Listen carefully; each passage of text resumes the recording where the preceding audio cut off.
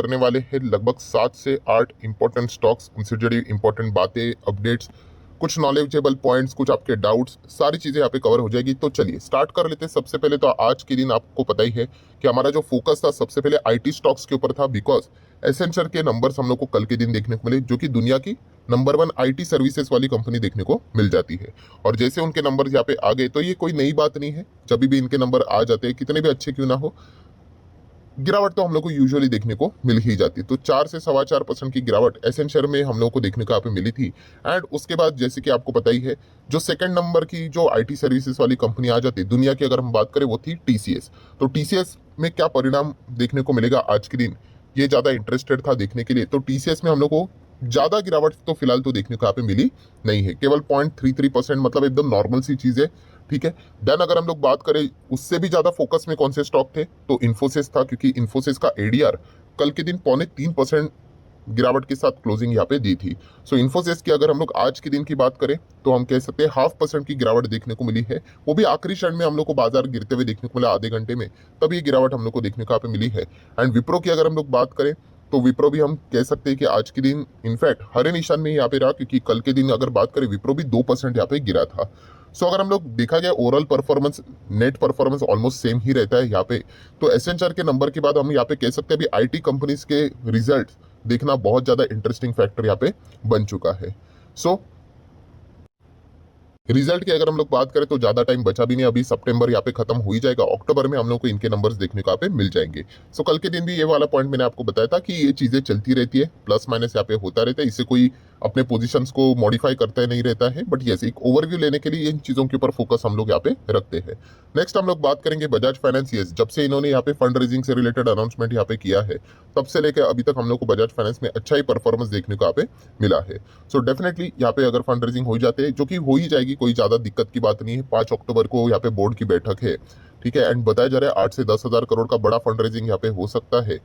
तो उसके बाद हम कह सकते हैं कि अलग अलग सेगमेंट में हम लोग को एंटर करते हुए देखने को भी यहाँ पे मिल जाएंगे। तो तब से लेकर अभी तक बजाज फाइनेंस में पॉजिटिविटी यहाँ पे बनी हुई है। उसी के साथ साथ बजाज फाइनेंस की हम लोग बात करते तो जियो फाइनेंस की ओर भी यहाँ पे फोकस रखा जाता है। ठीक है। आज के दिन 2.5% यहाँ पे भागा है। यहाँ पे प्योर ट्रेडिंग हम लोग को देखने को मिल रही है, क्योंकि इन्वेस्टमेंट के हिसाब से जैसे मैंने कहा कि कंपनी का परफॉर्मेंस अभी तक तो स्टार्ट होते हुए देखने को नहीं मिल रहा है। एएमसी के बिजनेस की बात करें, इंश्योरेंस बिजनेस की यहाँ पे बात करें, धीमे धीमे करके भविष्य में हम लोग को स्टार्ट होते हुए देखने को मिलेंगे। एंड उसके बाद कंपनी का जब रेवेन्यू आएगा, प्रॉफिटेबिलिटी हमें देखने को मिलेगी, तब सारी चीजें क्लियर हो जाएगी ये कितने एग्रेसिवली आगे बढ़ रहे करके। ठीक है। तब तक के लिए अगर देखा गया तो बस जैसे मैंने कहा कि ये नाम के चलते हम लोग को ये प्लस माइनस का खेल फिलहाल तो देखने को मिल रहा है। सो एक 230 आज है, शायद से भविष्य में 200 भी आ सकता है, फिर वापस 250 भी जा सकते हैं, ये चलता रहेगा। तो यहाँ पे कोई भी मतलब जल्दबाजी में आप लोगों ने फैसला यहाँ पे नहीं लेना चाहिए। अगर आपको कोई भी प्लस माइनस मतलब खरीदना है या फिर बेचना है एज ए इन्वेस्टमेंट के हिसाब से, तो इसका बिजनेस जब स्टार्ट होगा तब उस हिसाब से आप लोगों ने विचार करके डिसीजन यहाँ पे लेना चाहिए। तो ट्रेडिंग में ये सारी चीजें यहाँ पे नॉर्मली चलती रहती है। बीच में हम लोगों ने देखा था कि सर्किट कैसे यहाँ पे लग रहे थे, क्योंकि इंडेक्स से वो बाहर यहाँ पे होने वाला था। उसके बाद रिकवरी भी देखने को मिली, खुद रिलायंस ने यहाँ पे पैसा लगाया, तो ये चीजें यहाँ पे चलती रहती है। तो बिजनेस स्टार्ट होने के बाद हम देखेंगे कि इसका ग्रोथ का पेस कितना है। अगर पेस बहुत अच्छा रहेगा तो डेफिनेटली हम लोग यहाँ पे निवेश करने का भी विचार करेंगे। एंड अगर अनुमान के हिसाब से अगर परफॉर्मेंस नहीं रहेगा तो फिर शायद से हम लोग एग्जिट, मतलब एटलीस्ट मैं अपनी यहाँ पे बात कर रहा हूँ, एग्जिट का भी मैं विचार यहाँ पे कर सकता हूँ। बट पहले तो बिजनेस स्टार्ट होना चाहिए, तो उसी के लिए फिलहाल तो हम लोग इंतजार कर रहे हैं। अभी तक डेट भी अनाउंस नहीं हुई है एंड टाइम लगेगा इस चीज को। क्यों? क्योंकि इंश्योरेंस का अगर आपको लाइसेंस भी पाना है ना दोस्तों, मिनिमम 1 साल तो लग ही जाता है। ठीक है। तो ये कोई फटाफट होने वाली चीजें नहीं है, टाइम यहाँ पे लगेगा। तो ये एक हम लोग को इनडायरेक्टली बात समझ में आ जाती है। देन हम लोग बात करेंगे दोस्तों एक साइलेंट कछुआ, मतलब धीमे धीमे धीमे धीमे करके हम लोग को स्टॉक ऐसे ऊपर जाते हुए देखने को मिल रहे हैं। कुछ स्टॉक कैसे होते हैं, ऐसे फ्लैट ही चलेंगे बट एकदम रॉकेट की तरह भागेंगे तो बहुत ही ज्यादा हो हल्ला हो जाता है। बिजनेस चैनल जो यहाँ पे रहते हैं, न्यूज चैनल रहते हैं, उसमें वो कवर किए जाते हैं। सो टाटा मोटर की अगर हम बात करें तो ज्यादा कवर नहीं हो रहा है, बिकॉज एकदम से तेजी यहाँ पे नहीं आ रही, बट धीमे धीमे करके अभी तेजी देखने को यहाँ पे मिल रही है। अच्छा परफॉर्मेंस यहाँ पे देखने को यहाँ पे मिल रहा है। ठीक है। इलेक्ट्रिक व्हीकल के चलते ही इस स्टॉक में ज्यादा हम लोग को फोकस देखने को यहाँ पे मिल रहा है। प्लस जो उसका डीवीआर था वो भी हम लोग को हटते हुए देखने को मिलेगा। तो सिर्फ एक टाटा मोटर ही हम लोग को देखने को मिला, वो भी एक टाइम कंज्यूमिंग प्रोसेस है, साल भर के अंदर अंदर वो भी चीजें हम लोग को होती हुई देखने को यहाँ पे मिल जाएगी। सो बहुत ही कमाल का परफॉर्मेंस देखने को मिला है। देखिए ये सवाल हमेशा ही आते ही रहते हैं, सर टाटा मोटर में खरीदूं क्या? देखिए खरीदना है नहीं खरीदना है वो आपकी मर्जी। ठीक है। बट खरीदना है मतलब क्या होता है कि सिर्फ शेयर का प्राइस देख के या फिर जैसा भाग रहा है वो देखकर नहीं, कल अगर ये 500 पे आ गया तो आप बेचने की बात करोगे। तो ऐसा नहीं होता है, अपने बिजनेस देखना है। इलेक्ट्रिक व्हीकल में आपको इंटरेस्ट है क्या? मैंने एक बीच में वीडियो भी बनाया था कि इन कंपनीज में मत जाओ करके, अगर आप लंबी अवधि के लिए सोच ही नहीं पा रहे तो, क्योंकि ये electric vehicle and renewable sector ये भविष्य के मतलब बोलते हैं ना फ्यूचर ओरिएंटेड बिजनेसेस जरूर है, बट इनको ग्रो करने के लिए टाइम लगेगा।